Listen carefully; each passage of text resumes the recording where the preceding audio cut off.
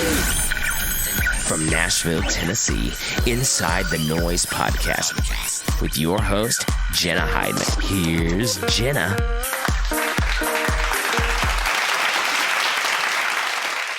Okay.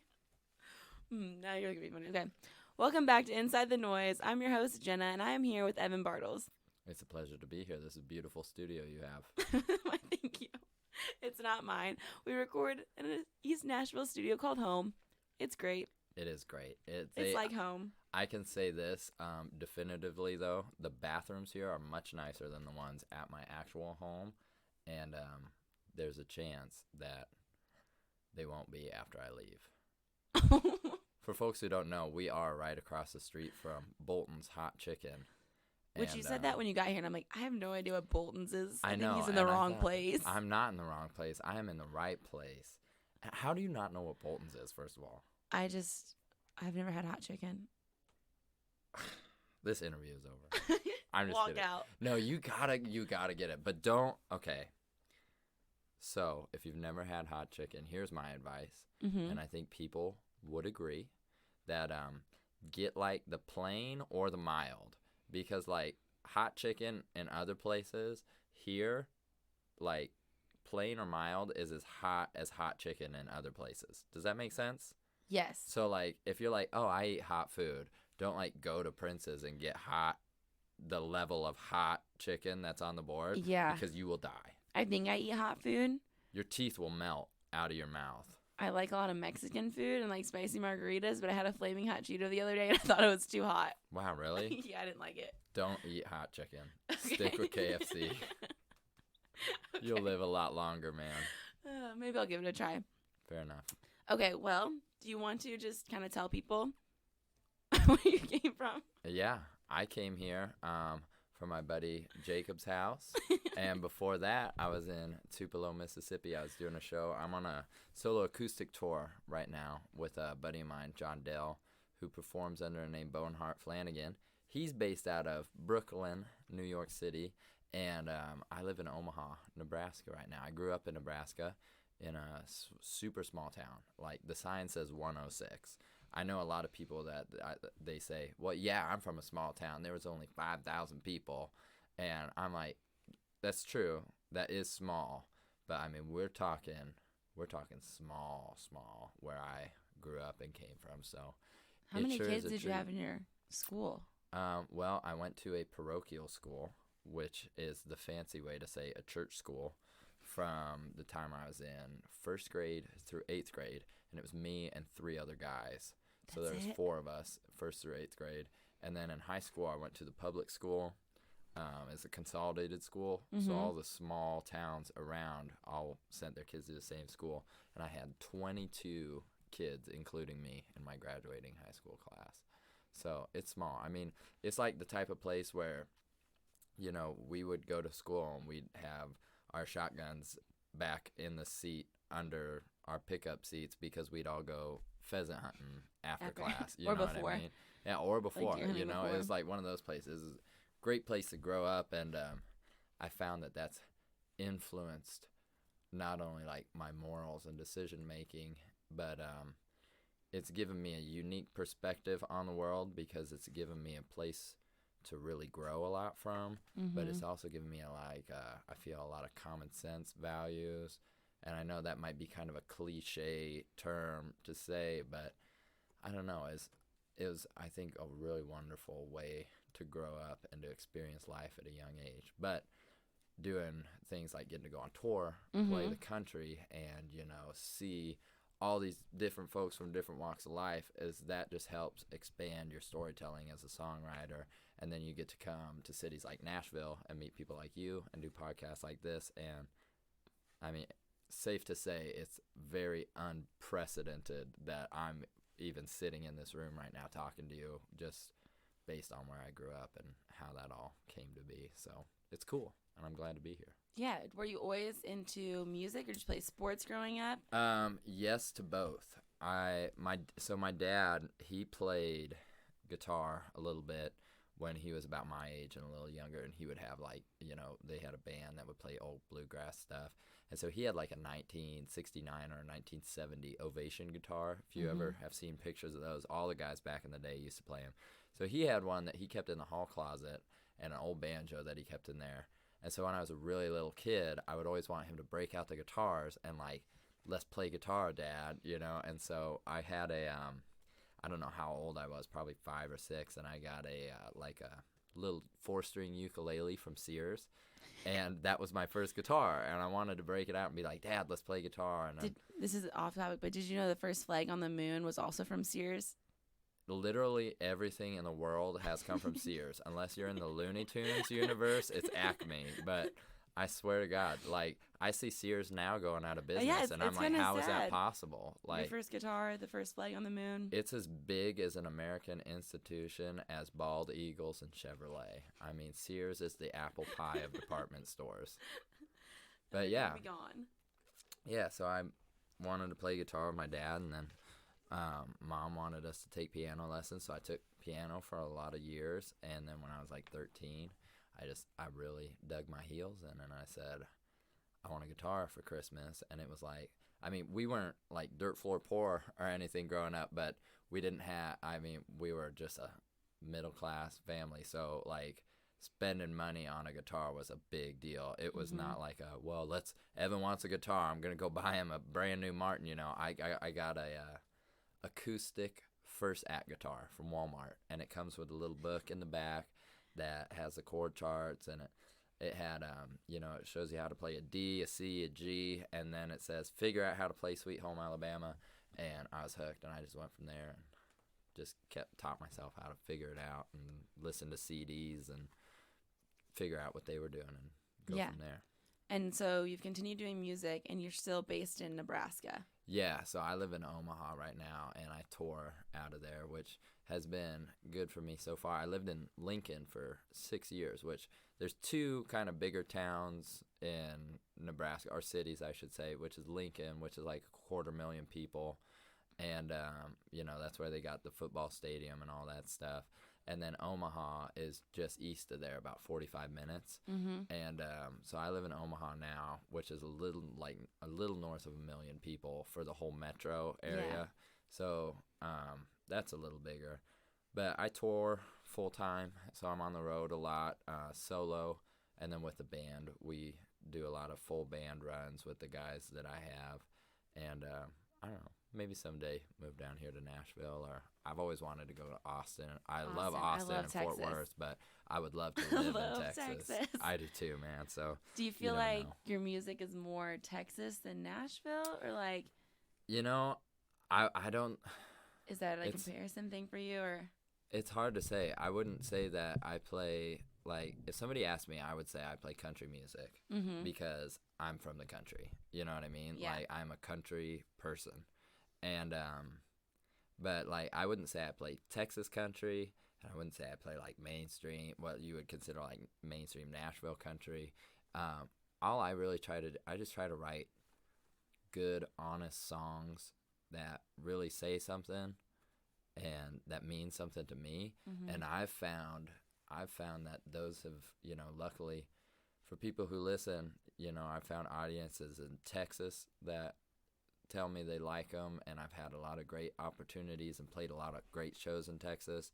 And the same thing is true in Nashville and, you know, Kentucky. And I haven't really done much in the West Coast. I mean, you do run into shows where people don't give 2 shits, you know what I mean, where they're just like totally not into the country roots, Americana, whatever you want to call it.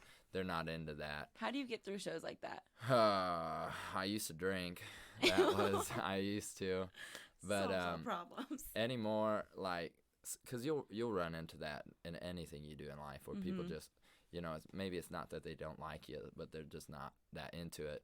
And so, like, what I always do if I'm playing a room, or in the past if I've played a room and people are just like, I've never been booed, but, you know, sometimes you got to win over a crowd that they got the ball game on the TV behind the bar.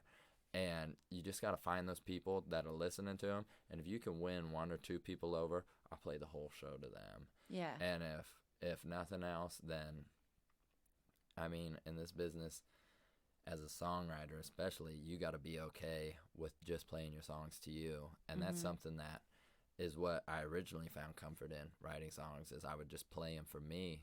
And then it's really easy to get wrapped up in this idea that, no, I'm going to play these songs and I want everybody to listen to me and everybody comment on Facebook and Instagram and tell me how great I am. And I want to get, these magazine shout outs and people on Twitter. And you can lose yourself in that, and then you lose all the value of songwriting. And so, like, at the end of the day, if people at shows ever, I mean, they could straight up walk out and say, we hate this.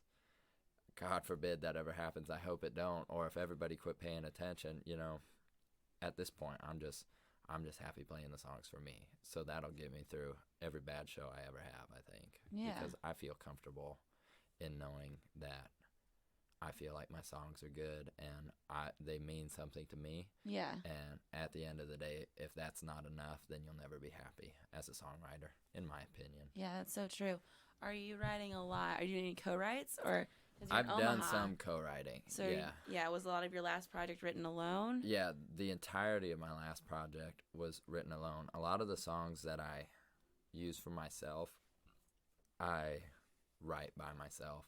And they've been deeply personal to me. But I have a friend, name's Ben Kramer, fantastic songwriter, and we lived in Lincoln.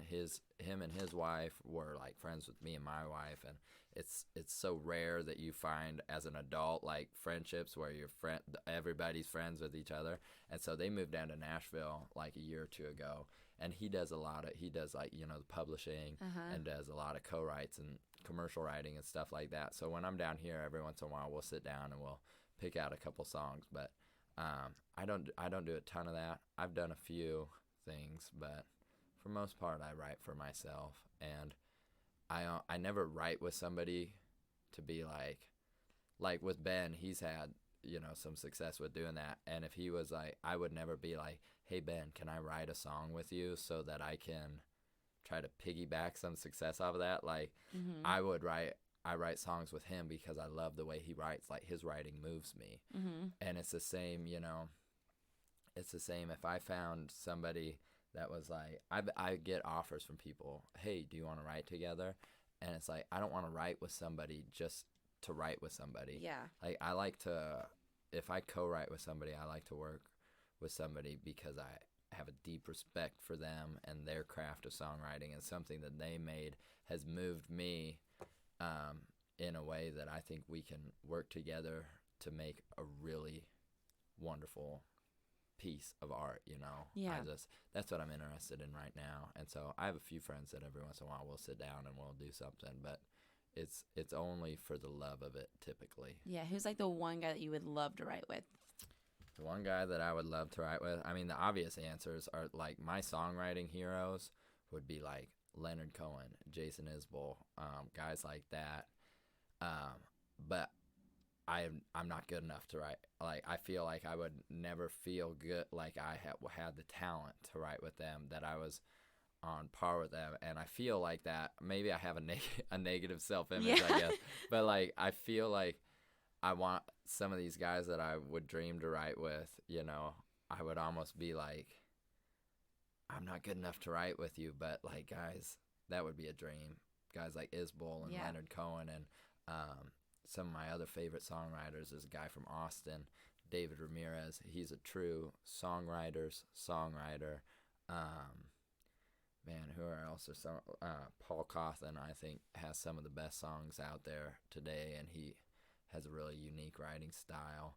My buddy Ross Cooper, who lives here in town, he put out in my opinion is one of the best records of the last 5 years in country music. He put it out this last year called I Rode the Wild Horses. I would love to write with him.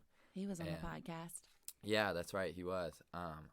The like guys like that, it was like I was saying, I hear them and I'm moved so greatly by their work that the opportunity to just be close enough in the circle to see them create, and then to even dream of having any part of being a part of that and being able to put my 2 cents in, or just having the respect of guys at that level to say, like, yeah, I trust you enough with these songs to make them with you.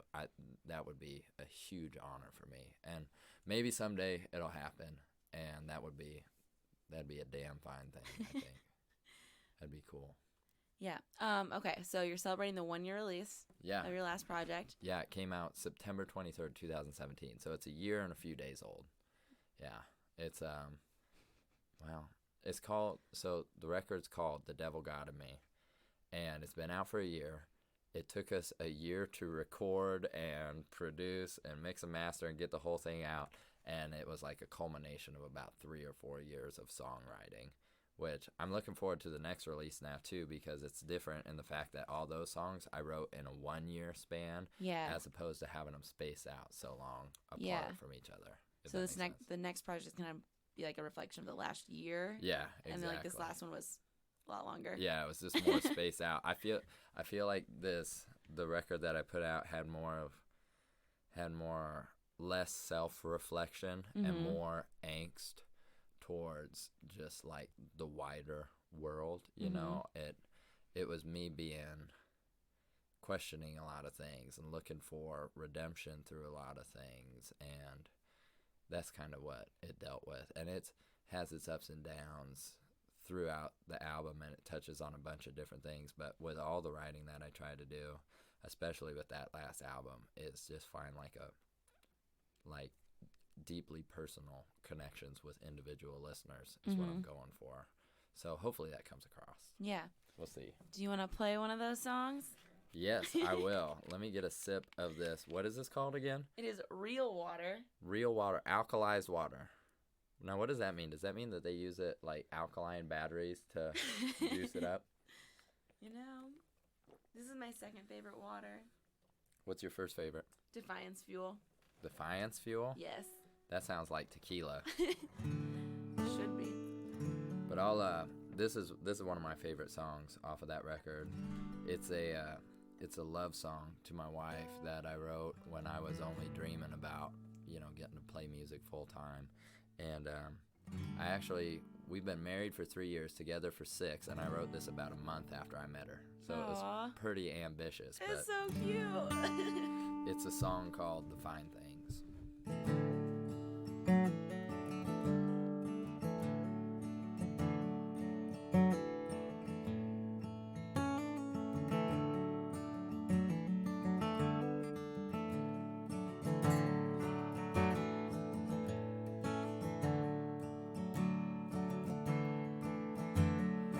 Build you a house on a hill by the city, just so you can still see the light.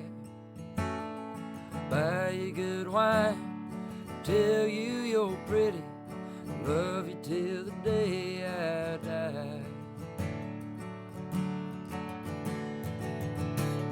I'll take me a ladder to the top of a mountain, just so I can climb good and high.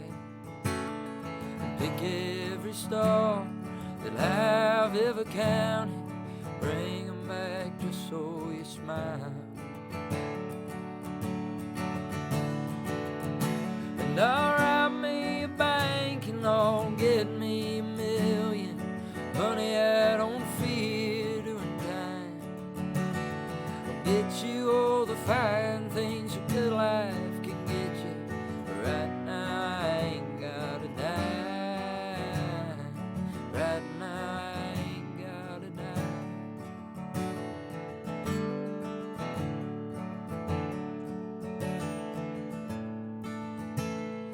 Shine on my boots and I'll take you out dancing, buy you a diamond that shines. Go tell your daddy I'm a good man that loves you, love you till the day I die. I'll play my guitar on the stage for a living, but I know sometimes you'll get tired. And I'll come back home to the house that I built you, you can fall asleep in my arms. And I'll rob me a bank and Lord, get me $1 million. Honey, I don't fear doing time. I'll get you all the fine things a good life can get you. But right now I ain't got a dime. Right now I ain't got a dime. Go tell the West Coast, tell Chicago, tell Tennessee and New Orleans I'll be there soon. 'Cause right now it's me and it's you. And I'll rob me a bank and Lord, get me $1 million. Honey, I don't fear doing time. I'll get you all the fine things a good life can get you. Right now I ain't got a dime. Right now I ain't got a dime.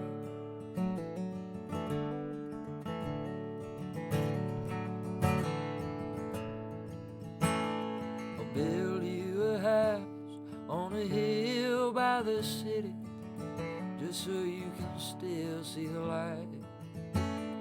I'll buy you good wine, babe, and I'll tell you you're pretty, and love you till the day I die, and love you till the day I die.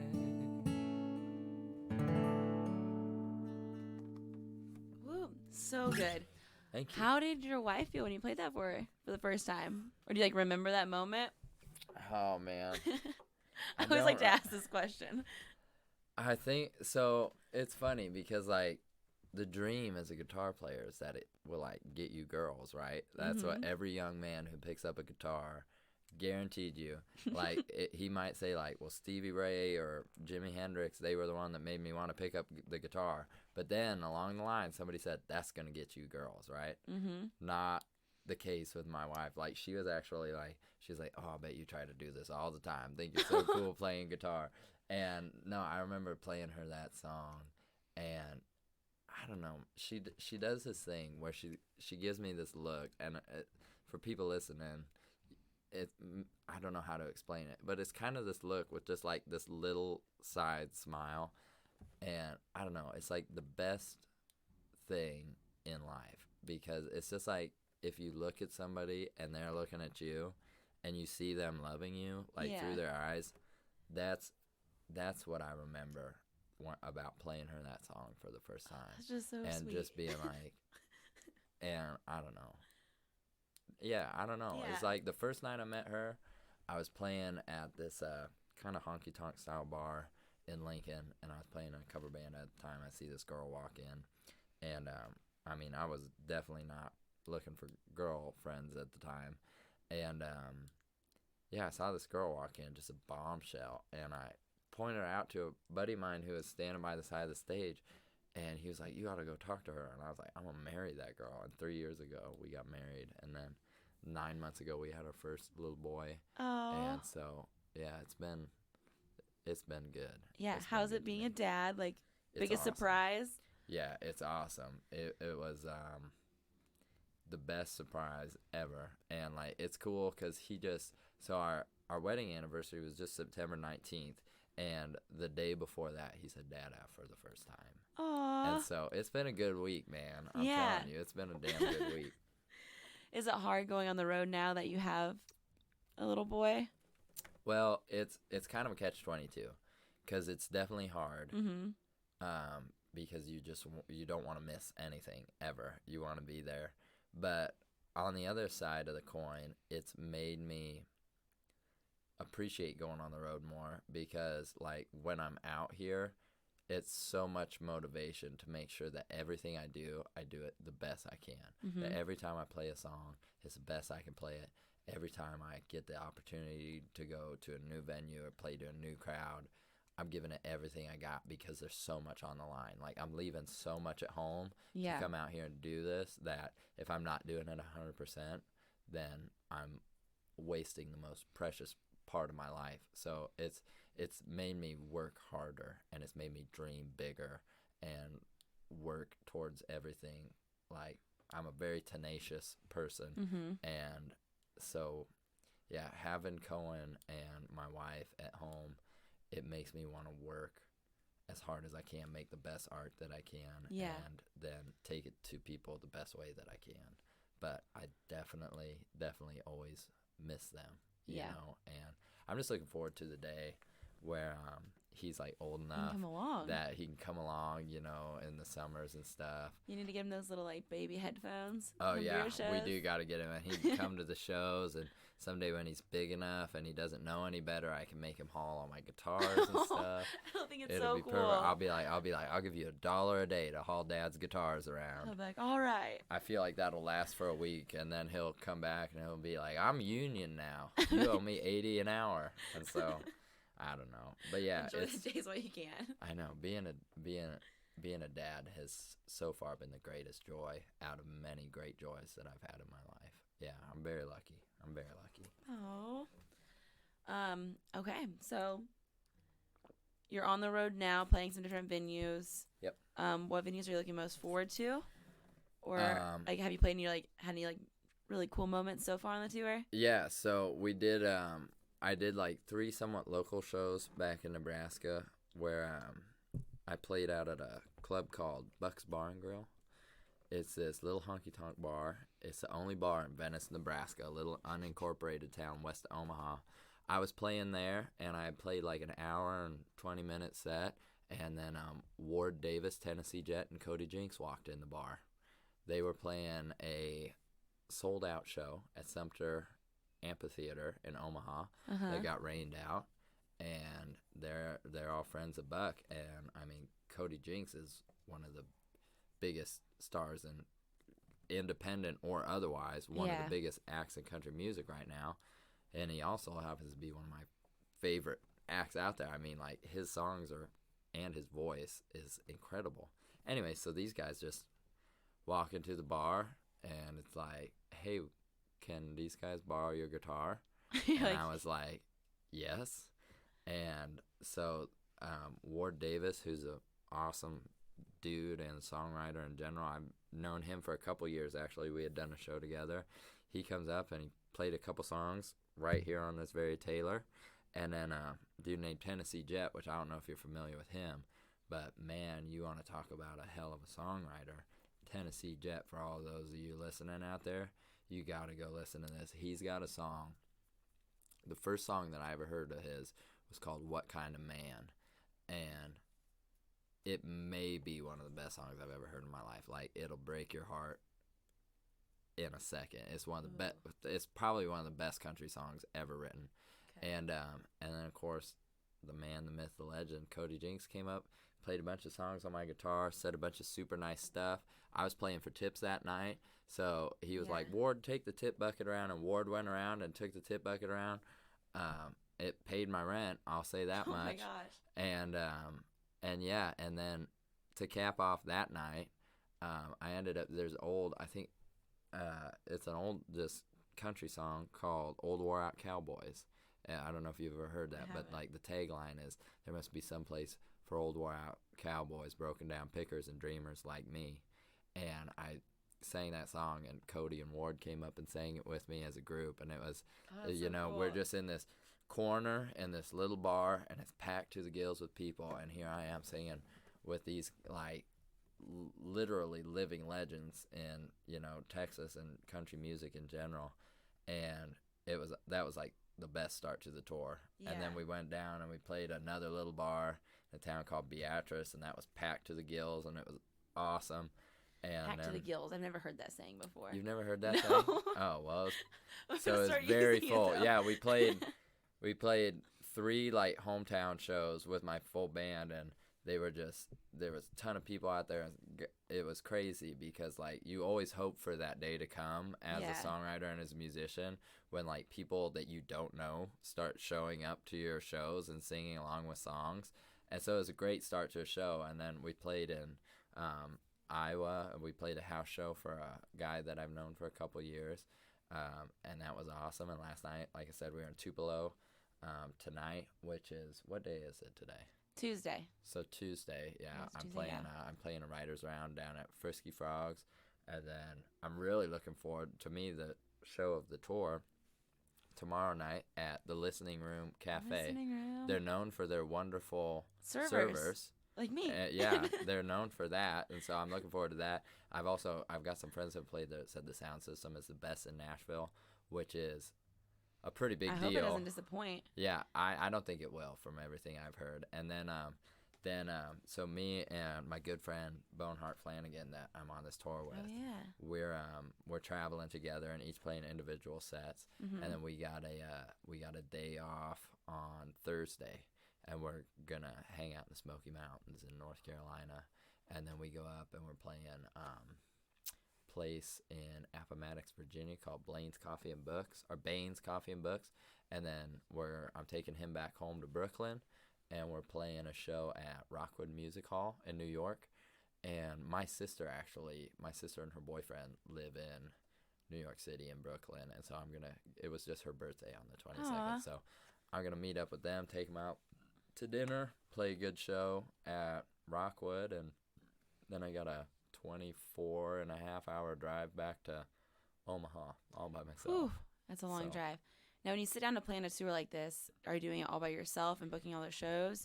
So with this one, it was kind of a combination of places I knew, places that John knew, and then help from my managers and agent that helped put up some of this Nashville stuff. Yeah.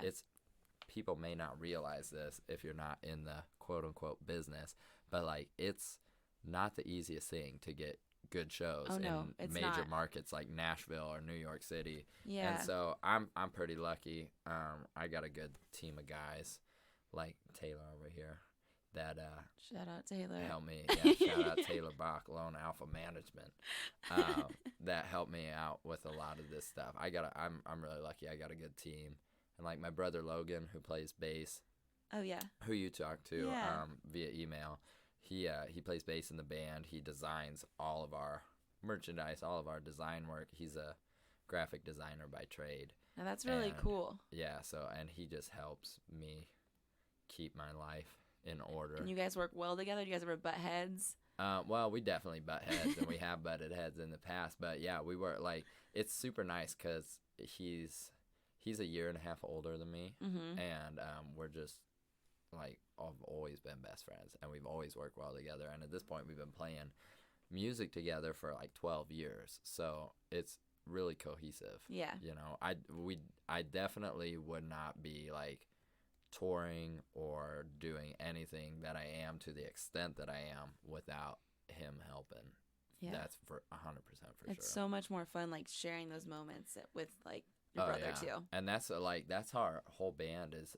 When I travel with my band as Evan Bartels and the Stony Lonesomes, that's my whole band is family. So Logan's my bass player, and my older brother, my lead guitarist Jake Brandt.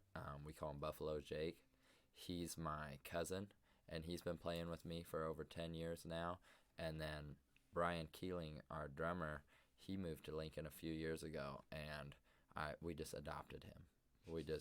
The paperwork is still pending at the courthouse, but he's family. He's family as far as I'm concerned too. So we got a really good group that's been working really hard, and it's sometimes if you work hard and you're nice to people and you're you have a little bit of talent, sometimes good stuff just happens to you. So it's been fun so far. Yeah. I'm looking forward to keeping doing it. And you're having new music on the way. Do you want to play us a new song? I can definitely do that. I got a song that I actually wrote this about a month ago, and it's going to go on our next record. And it's just kind of about growing up in a small town on the plains, and it's called Ain't the First Time.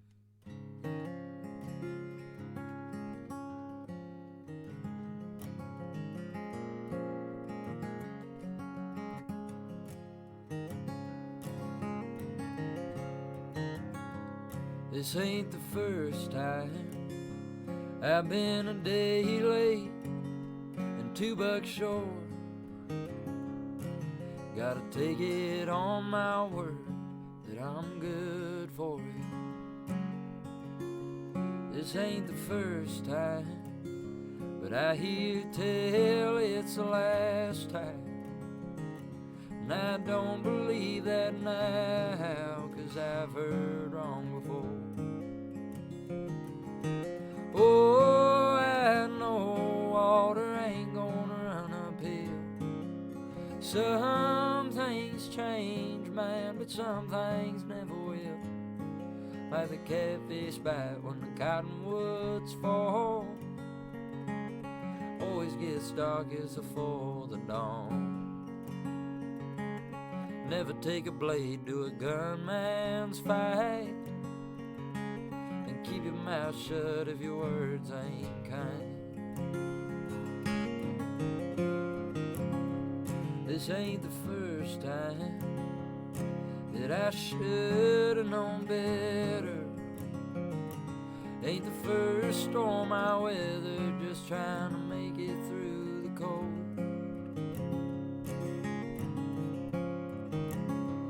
This ain't the first time my spirit's damn near been broken.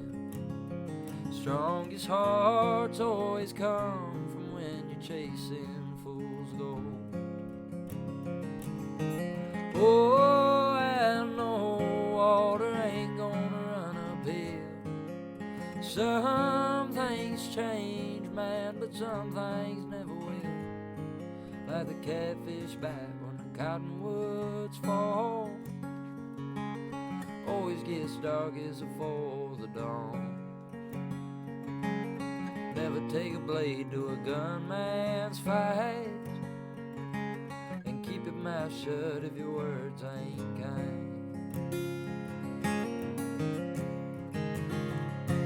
For a man of the plains such as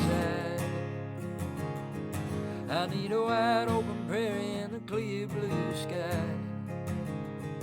Am I the last one left of a dying breed? I reckon all that too if I can't live free. Oh, I know water ain't gonna run uphill. Some things change, son, but some things never will. Like the catfish bite when the cottonwoods fall. Always gets darkest for the dawn. Don't you ever take a blade to a gunman's fight. And keep your mouth shut if your words ain't kind.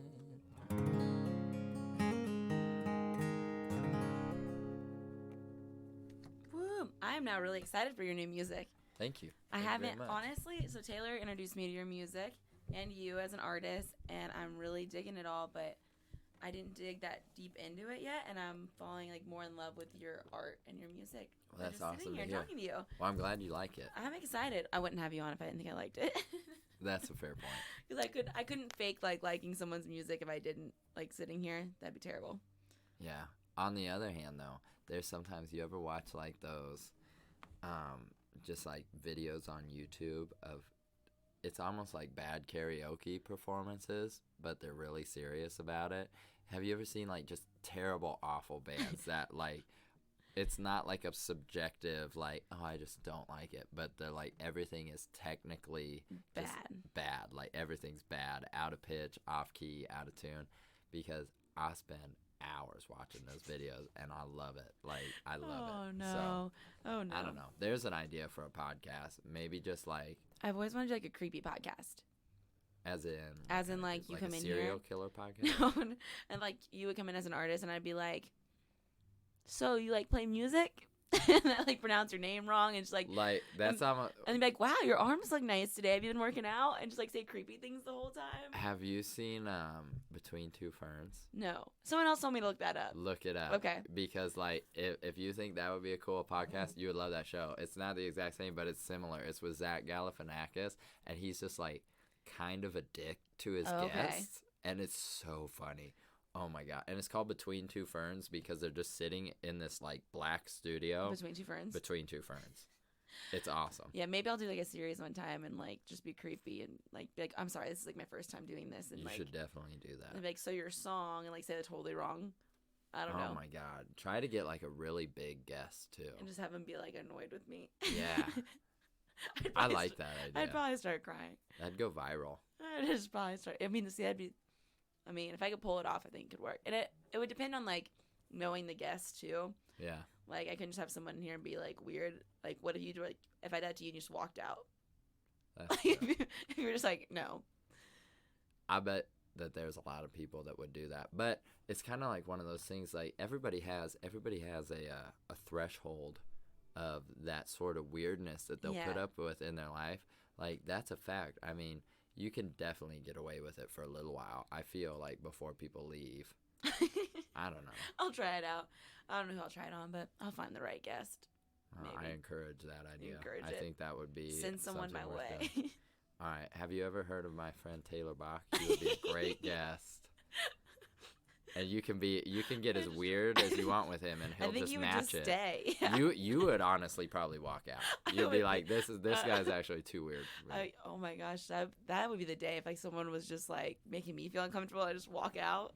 Yeah. What would you do? Would you just scrap the podcast, or would you be like, I'm gonna post it anyways? I might post it. It depends. I think. Okay, so let's get into confessions. Okay. Let's do it. This will be my first one. I have 2 for today. I killed 8 people last night. I'm just kidding. But a confession on that is I did once record a podcast when I was a little intoxicated, and the guest didn't leave.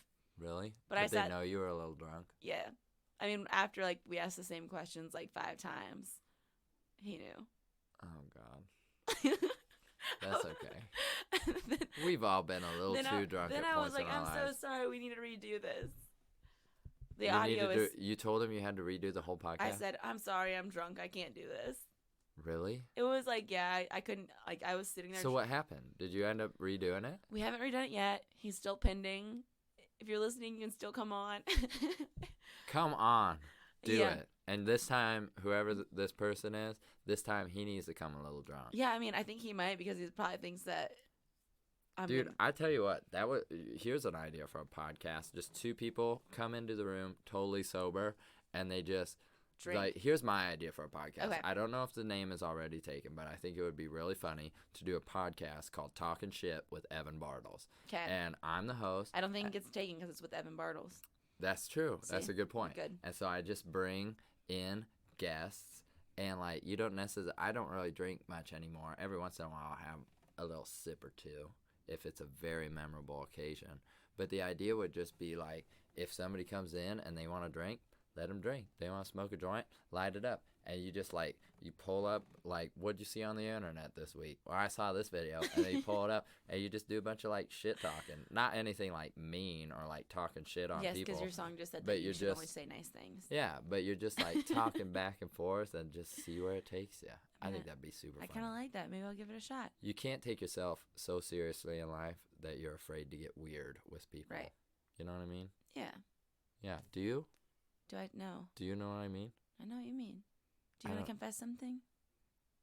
See, this is me trying to be weird with it. I'll come up. Okay, let me see. I have another one if you want me to share first. You share another one, and I'll come up with some good dirt. So we had a cat as a kid.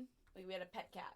Okay. And we used to put the cat in like a bag, like a tote bag, and swing the cat around our heads. So you're probably gonna get arrested after this goes live we were for like that. Children, and that cat ended up running away later in life. Like when I was. I don't blame him. Are you kidding me? When I was like 16. Oh yeah, I was probably in high school. We had moved houses, and the cat lived with my dad, and we were like, "Dad, what happened to Maxine?" And he's like, "She's gone." Like, but what happened to the cat, Dad? I think he probably let her escape from us. This is like years later. Maybe he put it in the bag and swung it a little too hard. But for some reason, as kids, we're like, it works with a bucket of water. I wonder if it would work with a cat. Wow. So yeah, I wouldn't do that today, but I wonder what the statute of limitations on, because like I'm getting a real Michael Vick vibe from you right now. No, I'm just kidding. I'm probably never gonna be allowed to have cats again, but that's okay. Yeah, well, cats are kind of assholes. Yeah, and that cat was kind of mean. But I don't blame her. We used to put her in American Girl doll clothes and take photo shoots on like disposable cameras too, like all day long. I just want to take a second Poor cat. and thank the cosmic gods for not making me a cat that was around in your childhood. I didn't like the cat. I feel like if you want me to give a confession now, like I feel like I need to say something like really bad. Please stop that. But I don't even. Oh, here's one. Okay. So here's a tour confession. Last year when I was on tour, I was on the road by myself, solo, for like 5 months, and I was traveling in a van, and I had to come up with something to keep me not bored. And so I would travel, and I would to save money on buying bottled water. I'd buy gallon jugs of water at Walmart, and I just drink those. And so while I would drive, inevitably the point comes where I have to pee.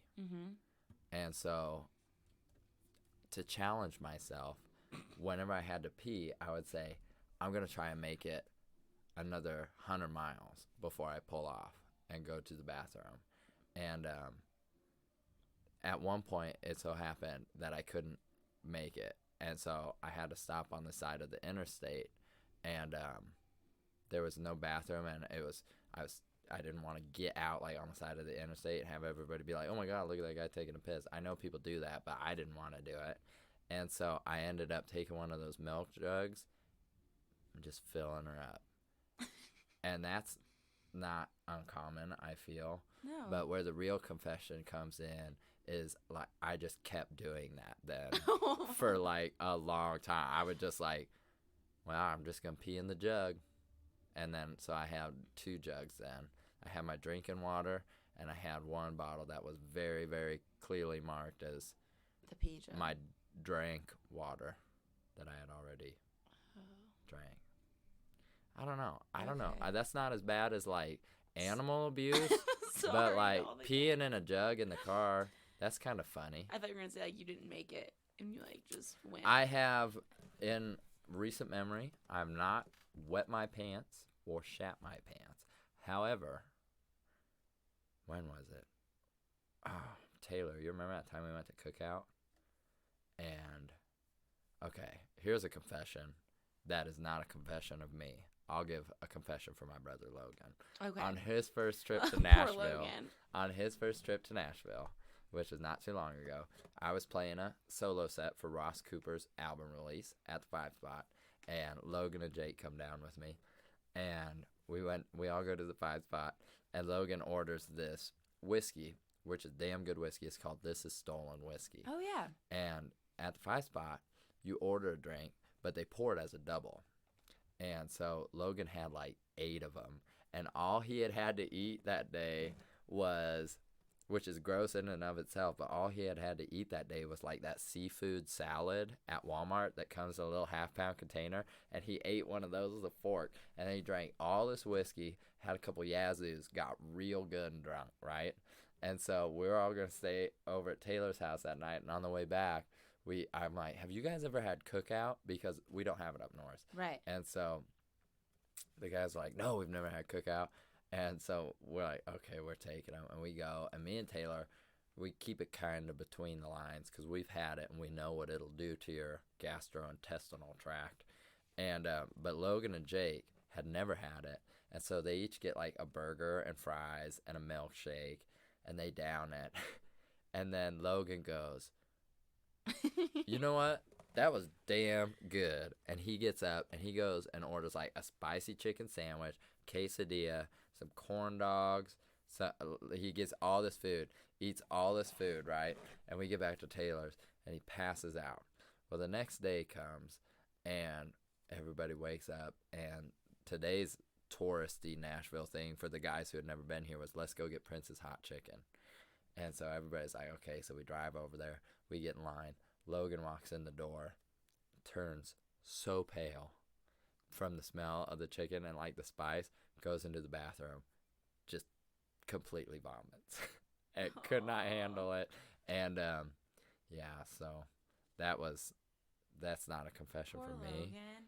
It was a very memorable first trip to Nashville for him, though. But then, God bless him, trooper that he is, he came back out and he put down some Princes. And then he was fine. He was totally fine. The rest of the trip was awesome. It was great. Good But yeah, times. you Good get. times. So don't feel bad about drinking too much on the podcast one time, because it goes to show you Logan is straight as an arrow, tried and true blue.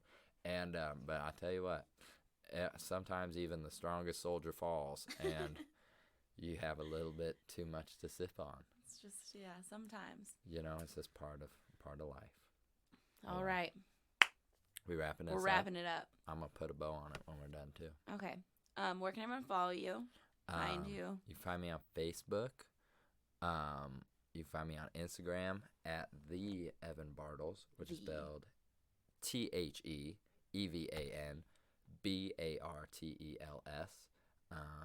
Follow me on Instagram, or go to evanbartels.com for all my tour dates, news releases, stuff like that. Oh, we try to do cool stuff. Yeah. And try to get out there and share it with people. And but I'm never like the pushy, like, hey, follow me, I'm trying to get a bunch of followers. Like, I just do what I do, and I share it with people, and if they want to see it, then they can come along. It's not going to hurt my feelings either way. But where can people follow you?